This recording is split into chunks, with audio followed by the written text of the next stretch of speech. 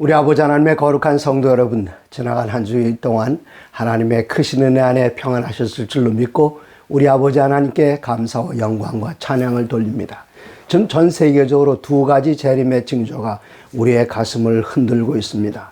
아시는 것처럼 첫 번째 재림의 징조는 온 세상을 팬데믹, 코로나 바이러스가 덮고 있는데 저 멀리서부터 다가오던 코로나 바이러스는 저희 가정인까지 들어와서 저희 미국에 살고 있는 두 아들 가정 다 코로나 바이러스 걸렸었고, 그리고 지난 한 주일 동안은 제가 코로나 바이러스에 걸려서 집 바깥을 나가지 못했습니다. 이 재림의 징조가 먼 곳에서부터 가까운 곳까지, 그러나 하나님의 크신 은혜는 이것이 재림의 징조다, 내가 속히 가리라, 그렇게 말씀하고 계십니다마는 우리를 안심시키는 것은 코로나 바이러스 엄청난 줄 알았는데 제가 이제까지 알았던 어떤 감기보다 더 쉽게 지나가면서 하나님의 은혜가 저희에게, 저희 가족들에게 얼마나 큰지를 다시 한번 확인하며 감사드릴 기회였습니다. 그리고 또 두 번째 재림의 징조는 온 세계를 하나로 묶은 또 다른 재림의 징조가 있습니다. 지난달 2월 24일 날 러시아가 우크라이나와 전쟁을 벌이면서 온 세계의 모든 사람들이 이 우크라이나, 지금 침략을 받은 이 나라에 대한 최대한 응원을 다 하고 있고, 이 침략한 그 나라의 경제 제재를 하기 위해서 온 나라가 하나 된 것을 봅니다. 모든 나라들이 전쟁의 소용돌이 속에 지금 근심하고 염려하고 있습니다. 난리와 난리 소문을 듣겠다 그랬습니다. 그러나 아직은 끝이 아닙니다. 복음은 땅까지 전파되어야 합니다. 우리 하나님께서 우리들에게 새로운 경각심을 일으키면서 우리로 하여금 그리스도 예수 앞에 더 가까이 나가게 하는 그 일을 인하여 감사드립니다. 지난 금요일 날 저 우크라이나에 있는 호프 채널 담당자로부터 또 비디오를, 가장 최근 소식을 들었습니다. 지난 3월 3일 날 이제 동쪽 가까이 있는 우크라이나의 수도 키우에 있는 성도님들은 서쪽으로 많이 이동을 했습니다. 대부분 이 우크라이나 동쪽은 러시아의 경계선을 가지고 있고, 그래서 서쪽으로 많이 이주했는데 우리 교우님들이 우리들만 안전하게 탈출한 것, 그래서는 안 되겠다. 그래서 목사님 50분과 또 평신도들이 함께 힘을 합쳐서 우크라이나 서부에서부터 동부까지 달려갔습니다. 아직까지 전쟁터에서 빠져나오지 않은 동포들을 구하기 위해서 말입니다. 그들은 먼 길을 운전해 달려갔고, 그리고 그곳에 아직도 피어나지 못한 우크라이나 시민들을 한 200여 명을 이끌고 서쪽으로 이동을 했습니다. 그리고 그들에게 안전한 피난처를 제공해 주었고, 그들에게 양식과 의복과 친구들을 제공해 줬다는 그 감동적인 이야기를 들었습니다. 동족을 구하기 위해서 생명을 내걸고 갔습니다. 우크라이나 지금 전쟁 중입니다. 이 방송을 들으시는 성도님들께서 우리의 마음을 그들과 하나로 합해서 기도뿐만 아니라 하나님께서 이 전쟁이 속히 끝나고 우리의 사랑하시는 4만여 명의 성도님들이 안식일 날 주님 앞에 평안한 가운데 찬양 드리며 예배 드릴 수 있도록 말입니다. 또 제 마음은 또 하나 염려가 있었습니다. 그 염려는 러시아, 비록 정치가들이 전쟁을 결정했지만 거기는 평민들은 어떻습니까? 국민들은 어떻습니까? 특별히 이 유로아시아 지혜 안에는 가장 성도수가 많은 나라가 우크라이나이고 두 번째가 러시아입니다. 그래서 저는 제 사랑하는 친구인 극동 연합회장 리에프 본다르추크 목사에게 전화를 걸었습니다. 그곳은 어떻습니까? 이 극동 연합회 지역에는 우리 한국인 선교사들이 많이 일을 했습니다. 하바롭스크, 블라디보스톡, 그리고 사할린, 이 지역이 극동 연합회 지역인데 목사님 말씀이 동이 서에서 먼 것처럼 멀기 때문에 서부에서 일어나고 있는 그 영향을 동부 쪽에서는 아직 많이 받지 않았다. 근데 지금 이 목사님은 지금 모스크바 아래로 2-3시간 떨어진 자욱스키라는 곳에 가 있는데 그 지역에 우크라이나 많은 난민들이 몰려오고 있다고 합니다. 아니, 두 나라가 전쟁 중인데 어떻게 서로 왔다 갔다 합니까? 그것은 두 나라의 시민들은 적대 감정이 거의 없습니다. 그것은 다만 푸틴의 정치적인 판단에 의해서 일으킨 전쟁이기 때문이라고 그렇게 얘기를 했습니다. 사랑하는 여러분, 이 전쟁이 속히 끝날 수 있도록 기도드려 주시고, 특별히 많은 주민들을 교회 문을 활짝 열어놓고 돌보고 있는 우크라이나의 성도님들이 계속해서 이 선한 일을 감당할 수 있도록 기도하시면서 재정적으로 물질적으로 도와주실 수 있으면 좋겠습니다. 이 일에 동참하기를 원하시는 분들 계시면은 우리은행 186-101-704-02-201 영원한 복음으로 입금됩니다. 그럼 저는 신속하게 여러분께서 보내주신 그 귀한 성금을 그곳 우크라이나에 있는 연합회에 보내서 그 교회가 지속적으로 성도님들뿐만 아니라 그 어려움 가운데 있는 피난민들을 도울 수 있도록 그렇게 협력해 드리려고 합니다. 이제 다시 우리들은 말씀으로 돌아갑니다. 우리들이 좋아하는 히브리서의 공부도 거의 끝나가고 있습니다. 이제 히브리서 하면은 우리 머릿속에 가장 먼저 떠오르는 것은 믿음의 정의를 나타내고 있는 히브리서 11장 1절입니다.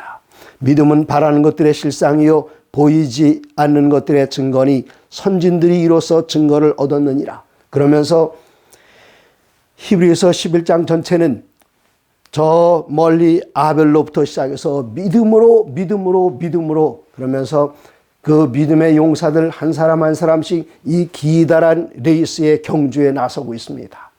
그 맨 마지막에 마지막 그 주자들이 있는 히브리서 마지막 부분을 보면은 39절에 이 사람들은 다 믿음으로 말미암아 증거를 받았으나 약속된 것을 받지 못하였으니, 그들이 증거를 받았지만 약속은 받지 못했다 그랬습니다. 이게 히브리서 11장 맨 끝부분에 있습니다.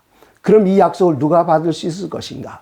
이제 앞으로 돌아가서 히브리서 10장 35절에 보시면은 그러므로 너희 담대함을 버리지 말라. 이것이 큰 상을 얻느니라.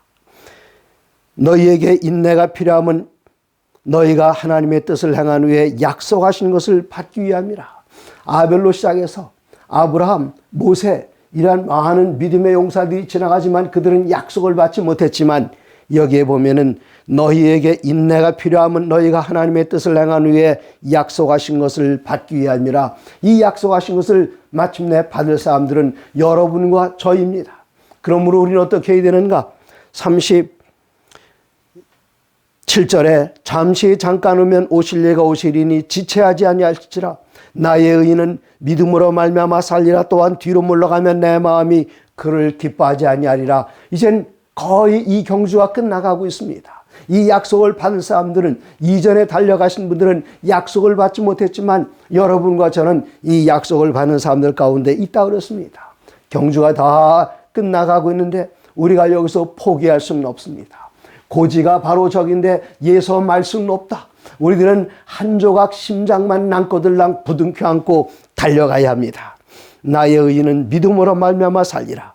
또한 뒤로 물러가면 내 마음이 그를 기뻐하지 아니하리라 하셨느니라. 39절, 우리는 어떤 사람들인가? 우리는 뒤로 물러가 멸망할 자가 아니요 오직 영혼을 구원함에 이르는 믿음을 가진 자니라. 이게 10장 마지막 절. 이젠 그 다음 절이 11장 1절입니다. 믿음은 어떤 것인가? 바라는 것들의 실상, 하나님께서 우리에게 약속하신 것을 우리는 바라봅니다. 근데 우리 안에 믿음을 주셨습니다. 그러면 이 믿음은 무엇인가 하면 바라는 것들의 실제적인 것을 내가 가진 보증수표요, 또 보이지 않는 것들의 증거니 선진들이 이로써 증거를 얻었느니라. 보이지 않는 것들의 증거요 바라는 것들의 실상, 이것은 무엇인가 하면은 등기문서입니다. 내가 어떤 사람과 매매를 하게 될 때에 그 집을 내가 삽니다. 돈을 치릅니다. 그럼 나는 등기문서를 받습니다. 내가 그 집에 아직 들어가서 살지 않아도 그 집은 내 것입니다. 무엇으로 알 수 있습니까? 내 손에 등기문서가 있기 때문입니다. 믿음은 바라는 것들의 등기문서입니다. 우리는 하늘을 바라봅니다. 우리가 하늘나라의 자녀로서 믿음을 갖게 될 때에 하늘나라에 아직 들어가지는 않았지만 하늘나라의 등기문서를 우리 손안에 가지고 있는 것, 바로 그것이 믿음입니다. 여기에 믿음의 선조들이 계속해서 지금 이 경주를 하고 있습니다. 그 중에 탁월한 한 믿음의 장부를 기록하고 있는데 에녹도 지나가고 노아도 지나가고 마침내 11장 8절에는 아브라함에 대해서 이야기합니다. 믿음으로 아브라함은 부르심을 받았을 때에 순종하여 장래의 유업으로 받을 땅에 나갈새 갈 바를 알지 못하고 나아갔으며, 내가 지금 어디로 가는지 갈 방향을 알지 못합니다. 내 지금 여기 아늑하고 편안한 갈대아 우루, 모든 산업이 여기에 있고 친척들이 다 여기에 있고, 그런데 나더러 어디로 가랍니까? 그러나 하나님께서 지시하는 그 땅을 향하여 나갈 때에 가는 방향이 어딘지, 목적지가 어딘지 그건 모릅니다. 그에게는 목적지는 하나님께서 한 걸음씩 인도하실 때에 그 손잡고 전진해 나가면 그곳이 그의 목적지였지, 어느 곳 주소할 필요 없습니다. 하나님께서 GPS가 되셔서 우리를 안내하실 그것을 믿고, 아브라함은 믿음으로 그 고향을 박차고 사랑하는 친척들 다 내버려 두고 그의 산업을 다 내버려 두고 텐트를 짊어지고 그가 앞길로 나갔습니다. 그리고 그의 아내는 어떠했습니까? 그의 아내에 대해서 이야기합니다. 11절, 믿음으로 사라 자신도 나이가 많아 단산하였으나 잉태할 수 있는 힘을 얻었으니 이는 약속하신 일을 미쁘신 줄 알았습니다. 우리들에게 약속해 주신 그분은 이분은 믿음직스러운 분이시다. 그 다음 절 12절에는 이러므로 죽은 자와 같은 한 사람으로 말미암아 사라는 이제 생리가 다 끊어져서 생산할 수 있는 능력이 없어서 죽은 자와 같다, 그렇게 이야기했습니다. 그런데 하나님께서는 이 사라를 통해서 하늘의 별처럼 바닷가의 모래처럼 그 수많은 믿음의 자녀들을 낳게 하셨습니다. 이런 모든 사람들이 다 믿음을 따라 행동했습니다. 그런데 이 아브라함이 100세에 얻은 그 아들이 장성했을 때에 17절, 아브라함은 시험 받을 때에 믿음으로 이삭을 드렸으니, 어떻게 이삭을 드릴 수 있습니까? 이 아이는 그의 독생자입니다. 물론 그에게 8명의 아들들이 있었지만 그 아들들 가운데 믿음으로 낳은 아들은 하나, 오직 이삭밖에 없었습니다. 그러나 하나님께서는 그 이삭을 나에게 번제로 드리라 말씀하셨을 때에 그럼 죽는 거 아닙니까?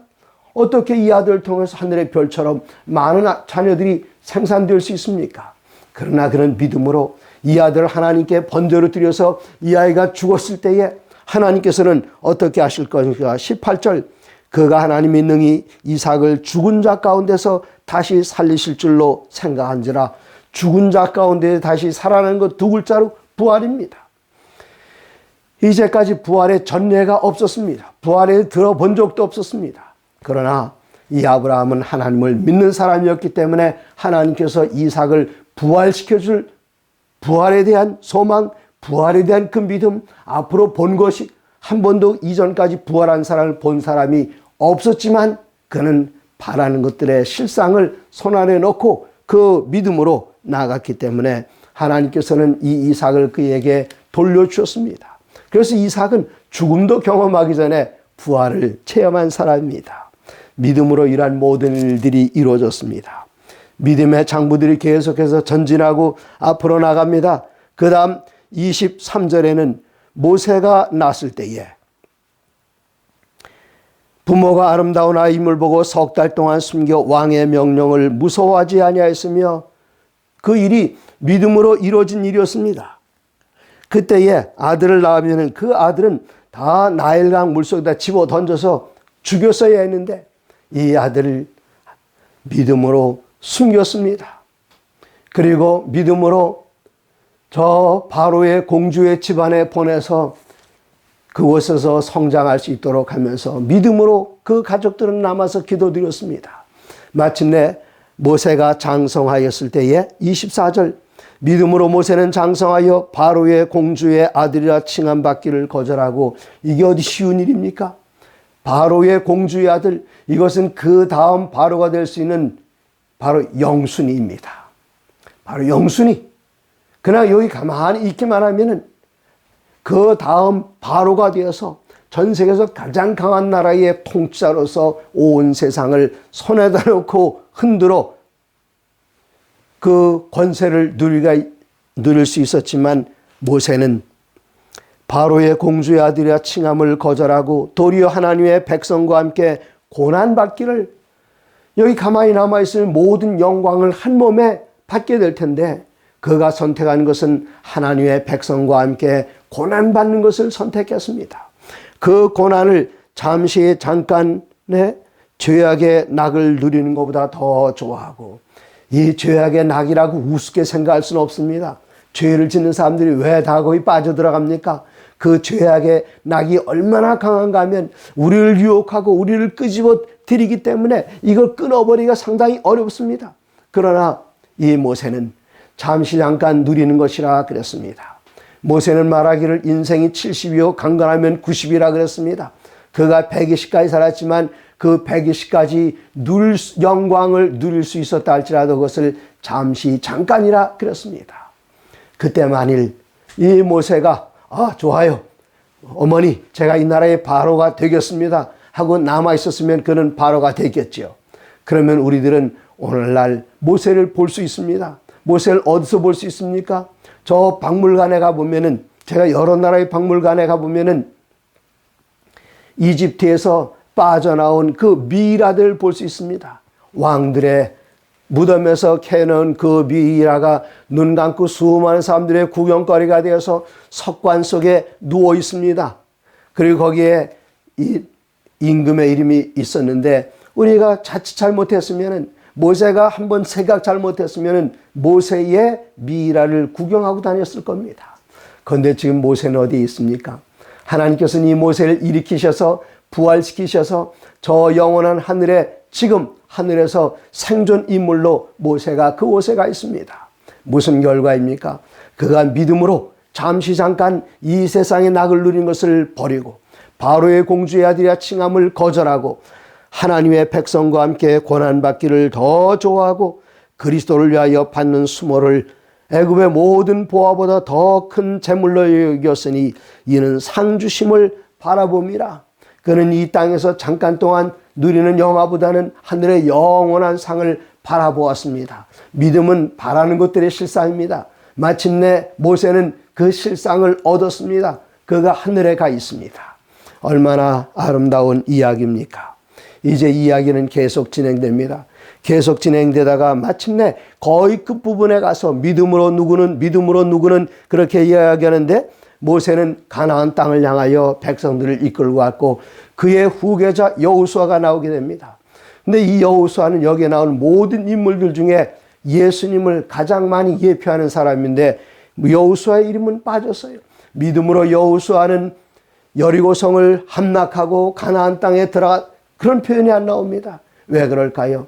여호수아는 예수님의 표상이기 때문에 여호수아란 그 이름이 예수와 곧 예수님의 이름과 똑같습니다. 그래서 이 여호수아는 앞에 아벨부터 모든 믿음의 용사들과 함께 매 발걸음마다 옆에서 페이스메이커로 동행을 해왔기 때문에 그의 이름은 여기다 넣질 않았습니다. 대신 한 여인의 이름을 넣었는데 31절에 믿음으로 기생 라합은 정탐꾼을 평안히 영접하였으므로 순종하지 아니한 자와 함께 멸망하지 아니하였도다. 여리고 성에는 모든 사람이 다 죽었습니다. 그런데 한 집안만 살아남았습니다. 라합의 집안만 살아남았습니다. 라합은 들었습니다. 이스라엘 백성들을 하나님께서 어떻게 인도하셨는지, 애굽의 모든 신들을 어떻게 다 정리하시고 처리하셨는지 그 이야기를 다 들었습니다. 눈으로 보지 못했습니다. 다만 들었습니다. 요한복음 2장 20장 29절에 보면은 우리 주님께서는 도마에게 이야기하십니다. 너는 나를 본고로 믿느냐? 보지 않고 듣고 믿는 사람들은 더 복이 있다. 그렇게 이야기했습니다.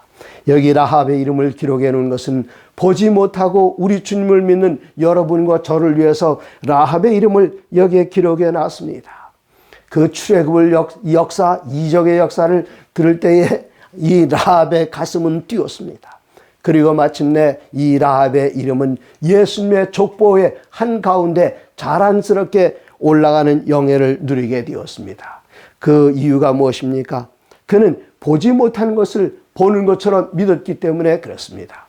마침내 이스라엘 백성들이 가나안을 공격하게 될 때에 이 라합의 손에는 붉은 줄이 쥐어져 있었습니다. 그리고 그 붉은 줄을 집 아래 성벽 아래로 늘어뜨렸습니다. 이스라엘 사람들이 여기에 가나안 사람의 모든 사람들을 살육해 나갈 때에 붉은 밧줄, 그리스도 예수의 보혈을 상징하는 붉은 밧줄이 걸려져 있는 이 집안과 그 안에 있는 모든 사람들은 손끝 하나 대지 않고 지나갔습니다. 이제 마침내 경주는 다 끝나갑니다. 그 위에도 몇몇 사람들이 남습니다. 그냥 이름만 나옵니다. 네, 여기에 기드온, 바락, 삼손, 입다, 다윗, 사무엘, 선자 여러 가지 많은 분들이 계십니다. 어떤 분들은 사제입을 맡기도 하고 어떤 분들은 죽은 자를 부활로 받기도 하고 어떤 이들은 심한 고문을 받을 때 구차히 풀려나기를 원하지 않았고 어떤 이들은 조롱과 채찍질 뿐만 아니라 결박과 옥에 갇히는 시련도 받았고 어떤 이들은 돌로 치는 것과 어떤 사람들은 톱으로 켜는 것과 시험과 칼로 죽임을 당하고 양과 염소의 가죽을 입고 유리하며 궁핍과 학대를 받았으니 왜 양과 염소의 가죽을 입었습니까? 핍박하는 사람들이 그리스도인들의 시체를 그리스도인들을 그냥 내던질 맹수에게 주는데 맹수들이 사람을 공격하지 않습니다. 그렇기 때문에 여기다 누구로 시연하는가 하면은 양과 염소의 가죽으로 사람에게 그리스도인들에게 입혀놨습니다. 그래서 맹수들이 공격해서 뜯어먹도록 그렇게 했습니다. 이런 사람은 세상이 감당하지 못하니라. 믿음 있는 사람을 세상에 누가 감당할 수 있겠습니까? 그들이 광야와 산과 동굴과 토굴에 유리하였느니라. 이 사람들은 다 믿음으로 말미암아 증거를 받았으나 그런데 약속된 것을 받지 못하였으니 왜 그럴까요? 40절입니다. 이는 하나님이 우리를 위하여 더 좋은 것을 예비하셨은즉 우리가 아니면 그들로 온전함을 이루지 못하게 하려 하심이라. 이 역사의 맨 마지막 부분에 결승선을 뚫고 바톤을 들고 들어갈 주자를 선택하실 때에 하나님께서는 여기에 나오는 모든 믿음의 용사들을 일렬로 세워놓고 누구를 첫 번째 주자를 삼을 것인가? 첫 번째 주자의 이름으로 아벨의 이름이 지나갔습니다. 아브라함도 지나갑니다. 이삭도 지나갑니다. 다윗도 지나갑니다. 그런데 이 맨 마지막 가장 중요한 결승선, 우리가 초등학교에 가을 운동회 할 때에 맨 마지막 그 경주는 계주 경기입니다. 각 반에서 가장 잘 뛴 학생들을 뽑습니다. 그리고 그 4명의 학생들을 뽑는데 그 중에서 가장 잘 뛴 학생은 4번째 마지막 학생입니다. 이 대쟁투 역사의 가장 마지막 주자를 누구를 선택할 것인가? 하나님께서는 아브라함도 고려해 보셨지만 아브라함은 앞부분에 뛰는 선수로 남겨놨습니다. 그리고 모세도 생각했지만 앞부분에 넣어놨습니다. 다윗도 생각했습니다. 기드온도 생각하셨습니다. 그리고 여러 많은 사람들을 라합도 생각했고요. 또 수많은 믿음의 용사를 다 생각했어요. 그러나 이 마지막 결승선을 뚫고 가기에 가장 적합한 마지막 주자로 누가 가장 좋을까? 우리 주님께서는 생각하시다가 여러분과 저를 그래도 우리를 믿어주시면서 그래도 이 아이를 여기다 집어넣는 게 가장 좋겠다고 하나님께서는 이 마지막 부분에 그렇게 해서 이 사람들은 다 믿음으로 말미암아 증거를 받았으나 약속된 것을 받지 못하는데 누구 때문인가 하면 여러분과 저에게 그 명예를 주기 위해서. 우리들은 보통 사람이 아닙니다. 이 역사의 마지막 주자로서 믿음직스럽기 때문에 우리들을 여기다 놓으셨습니다. 그러므로 우리가 인내가 필요합니다. 끝까지 달려가야 합니다. 너에게 인내가 필요하면 너희가 하나님의 뜻을 행하는 후에 약속하신 것을 받기 위함이라. 우리들은 그 자리에 있습니다. 어느 시골 마을에 뛰임을 잘 뛰는 어떤 분이 있었습니다. 약간 정신이 좀 이상하긴 했습니다만은 달리는 일에 쓰는 타에 추종을 불허하는 그런 분이었습니다. 근데 이 마을에 도둑이 들어왔어요. 내 도둑이 도망갑니다. 마을 사람이 다 나와서 잡으려고 하지만 어떻게 도둑의 발걸음을 따라잡을 수 있겠습니까? 드디어 이 사람이 나타났습니다. 뛰기 시작합니다. 동네 사람들 나와서 이 사람에게 박수 응원합니다. 점점 가까이 옵니다. 점점 이제 한두 걸음만 더 가면은 이 도둑을 붙잡을 수 있는 그곳인데 박소리는 더 요란해집니다. 그때 이 달리던 이 사람은 뒤에서 들리는 박소리를 들으면서 야, 내가 정말 잘 뛰고 있구나. 동네 사람 나를 이렇게 대단하게 생각하는구나. 내가 이겨야겠다. 그리고는 이 앞에 가는 도둑을 가서 딱 붙잡아야 되는데 뒤에서 들리는 박수 소리에 취해서 이 도둑을 앞질러 가고 내가 드디어 이겼다, 내가 이겼다, 뒤돌아서 그렇게 외치고 있었던 것입니다. 우리가 이 마지막 때에 앞서가시는 그리스도 예수를 표대로 삼아서 부지런히 달려가고 이 결승선을 뚫고 들어가야 하는데, 우리가 다른 환호성에 휩싸이게 되면은 그 결승선, 그 마지막 테이프를 끊고 들어가는 것이 아니라 옆으로 삐져나가게 됩니다. 이러한 모든 것들을 준비해야 됩니다. 그러므로 12장 1절에는 이러므로 우리에게 구름같이 둘러싼 허다한 증인들이 있으니, 우리가 지금 스타디움에 달리고 있습니다. 달리고 있는데 이 경주하는 모습을 하늘에는 모든 천사들과 거민들이, 지금 모세도 우리의 모습을 내려다보고 있을 것입니다.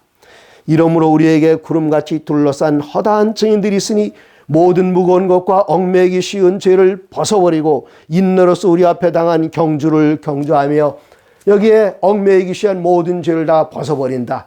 뛸 때에 짐 들고 뛰는 것은 군인들 검열 받을 때밖에 없을 것 같아요. 이 경주에 나서려면은 거창스러운 것들 다 벗어버립니다. 옷도리도 벗어버리고 바지도 벗어버리고, 여기 이 글을 기록했던 사도 바울, 당시에 올림픽 경기가 있었는데 올림픽 경기에 남자들은 어떻게 뛰었는가? 거창스러운 거, 걸리적거리는 걸 다 벗어버렸습니다. 뭐까지 벗어버렸을까요? 남자들이 목욕하고 제일 먼저 입는 옷 있죠.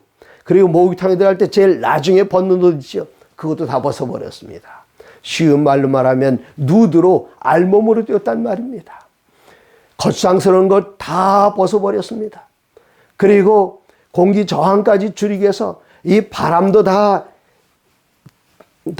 피하기 위해서 온몸을 올리브 기름, 감람 기름으로 바르고 부지런히 달렸습니다. 얽매이기 쉬운 것들을 다 벗어버리는데, 우리들은 이 믿음의 경주를 할 때에 이 옷 벗는 것이 아니라 우리는 무슨 옷을 벗어버려야 되는가 하면, 우리를 얽매고 있는 죄의 사슬들을, 죄의 옷들을 다 벗어버리고 주님 안에서 주님과 함께 온몸을 고대의 선수들이 올리브 기름으로 발랐던 것처럼 성령님의 기름에 흠뻑 젖어서 죄는 다 벗어버리고 우리 주님과 함께 달려야 하는데, 2절에 보시면 믿음의 주여 또 온전케 하시는 이인 예수를 바라보자.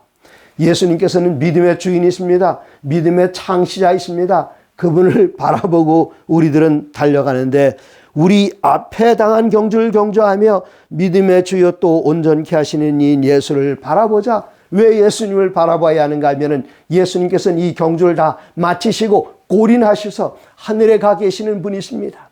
그리고 모세와 함께 우리를 지금 내려다보고 계십니다. 예수님께서는 이 경주를 다 완주하셨습니다. 완주하실 때에 흠도 없이 한 점의 죄도 없이 우리 주님께서는 끝까지 달려가셨기 때문에 우리의 시선을 앞서가신 그리스도 예수에게 고정시키고 우리는 부지런히 달려가야 합니다. 그는 십자가를 그의 앞에 있는 기쁨을 위하여, 무슨 기쁨입니까? 당신의 영혼에 수고한 것을 기뻐하신다 하셨습니다. 이사야 53장에. 네, 우리 주님께서 기뻐하신 그 이유는 우리가 구원받기 위해서 지금 구원받은 이 대열에서 경주하고 있는, 끝까지 달려가고 있는 그것을 인해서 기뻐하시면서 십자가도 개의치 아니하시고 부끄러움을 참으시고 마침내 하늘에 오르셔서 하나님 우편 보좌 우편에 함께 앉아 계십니다. 그리고 우리에게 응원의 박수를 보내고 계십니다. 그러면 우리는 어떻게 해야 할까요? 여기 12절에 그러므로 피곤한 손과 연약한 무릎을 일으켜 세우고 너희 발을 위하여 곧은 길을 만들어 저는 다리로 하여금 어그러지지 않고 고침을 받게 하라. 이제는 너무나도 피곤합니다. 먼 길을 달려왔습니다.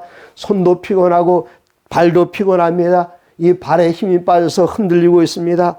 그런데 그러므로 피곤한 손과 연약한 무릎을 일으켜 세우고 너희 발을 위하여 곧은 길을 만들어. 무슨 길입니까? 곧은 길, 이건 스트레이트 웨이입니다.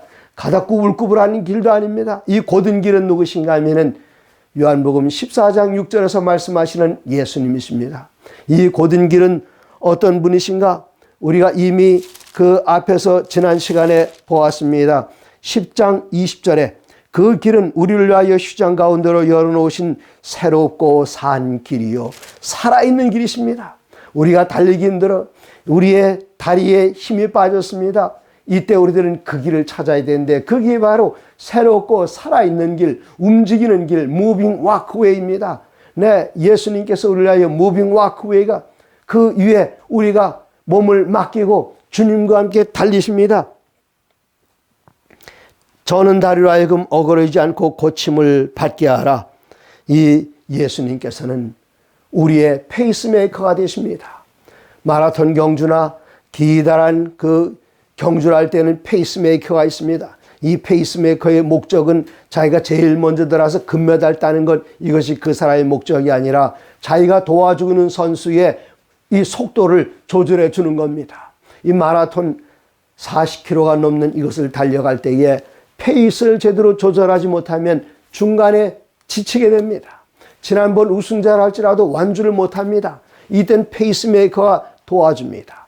이 페이스메이커가 때로는 경쟁자들이 앞질러 가면은 이때 페이스메이커는 아주 빠른 속도로 경쟁자 앞으로 달려서 막 달려가면 경쟁자는 자기보다 더 빨리 달리는 사람이 있는 걸로 부지런히 죽을 힘을 다해 뛰다가 지쳐가지고 끝까지 못 갑니다. 그런 동안에 자기가 인도하는 그 선수는 다 눈치를 채고 페이스를 잘 맞춥니다. 그리고 앞에서 바람이 몰아치면은 이거 뛰기가 쉽지 않습니다. 이 페이스메이커는 얼른 자기가 보호하고 있는 선수의 앞으로 달려가서 바람을 온몸으로 막아줍니다. 그리고 이 선수가 약간 좀 느리고 지칠 때에는 약간 속도를 내면서 빨리 따라올 것을 옆에서 도와줍니다. 페이스메이커입니다. 예수님께서는 우리를 위하여 산 길이시고 곧은 길이시고 페이스메이커가 되셔서 저 하늘나라 향하여 하늘 노성을 향하여 달려나갈 때에 우리 혼자 경주하게 내버려두지 않고 자, 내가 너와 함께 한다. 내 일이 무엇이냐? 내가 임마누엘이다. 너와 함께 세상 끝날까지 함께 하실 것이다. 여기서 멈출 수는 없다. 조금만 더 가자. 힘내라. 우리 옆에서 응원하시는 분이십니다. 이렇게 우리가 결승선에 들어가게 될 때에 얼마 전 저 북경에서 열렸던 그 올림픽 보니까 우리나라의 어떤 선수가 2등을 했습니다. 얼마나 서럽게 우는지요. 2등. 서럽게 웁니다. 그런데 하늘나라를 향한 이 경주에는 그 상이 금메달, 은메달, 동메달 주는 것이 아니라 완주한 모든 사람들에게 주는 상입니다. 우리가 넘어지고 깨어져서라도 완주하기만 하면, 그런데 우리의 힘으로 완주하는 것이 아니라 믿음의 창시자이신 믿음의 주요 온전케 하시는 분께서 우리에게 믿음을 주셔서 그 믿음은 바라는 것들의 실상입니다. 의인은 믿음으로 말미암아 살리라. 우리가 가지고 있는 그 무기는 그리스도를 믿는 믿음 안에서 끝까지 완주할 수 있습니다. 포기하면 안 됩니다. 그러므로 잠깐 오면 오실 이가 오시리니 지체하지 아니하시랴. 나의 의인은 믿음으로 말미암아 살리라. 또한 뒤로 물러가면 내 마음이 그를 기뻐하지 아니하리라 하셨느니라. 우리는 뒤로 물러가 멸망할 자가 아니요 오직 영혼을 구원하며 이르는 믿음을 가진 자니라. 그리스도 예수, 믿음의 주님, 곧은 길 되시는 주님, 우리 위하여 산 길 되시는 주님, 그리고 끝까지 함께 하시는 임마누엘이신 이 주님과 함께 저 약속된 하늘 도성, 아버지께서 기다리고 계시는 그 도성을 향하여 우리 주님과 함께 믿음으로 끝까지 견주하시는 승리의 면류관을 쓰시는 성도님들 되시기를 간절히 소원합니다.